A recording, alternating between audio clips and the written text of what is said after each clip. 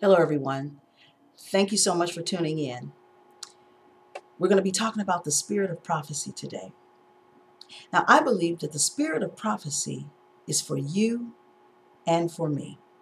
The Bible says in the book of Acts 2:17 that in the last days that God would pour out his spirit on all flesh, and your sons and daughters would prophesy. Now, the language of God to his people is prophecy.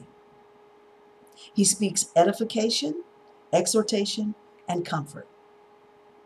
Now, let's just get this out of the way really quickly, because in this time that we live in, prophecy is seen as some spooky, kind of wacky, kind of out there sort of deal, where perhaps only a few people who are so uh, blessed to get this gift would be able to operate in it and be able to speak what thus saith the Lord.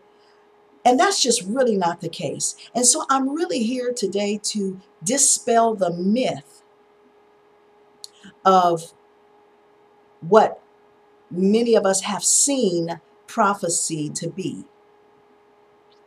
So if he says that he pour out his spirit on all flesh, I believe that that means all flesh. Now, I'm not talking about the office of a prophet. That's not what I'm speaking of. I'm speaking of prophecy and operating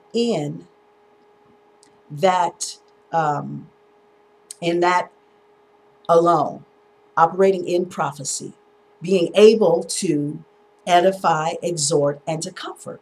That's what prophecy is. Let's look at this really quickly. Prophecy is for edification. Edification is simply to build up, to establish, to strengthen, and to lift up. Exhortation is to urge, advise, caution earnestly, or admonish urgently. To comfort, to soothe, to console, reassure, or bring cheer to. So that's what the Bible says that prophecy is. That is the language of God, and that is what he said that his sons and daughters would be able to do in the last days. We'd be able to simply edify, exhort, and bring comfort.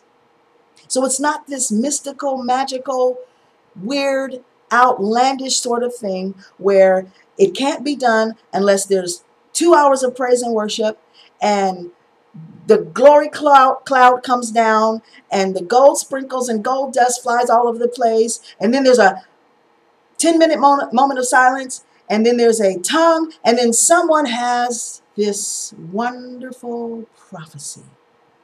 Now, I'm not saying that it doesn't come that way either. But I am saying that prophecy is not, the definition of it is not this outlandish, spooky thing that only 2 or 3 people in the whole wide world have the gift of. It is for you. It is for me. It is for us. And it is for today. Stay tuned for part 2 of the Spirit of Prophecy.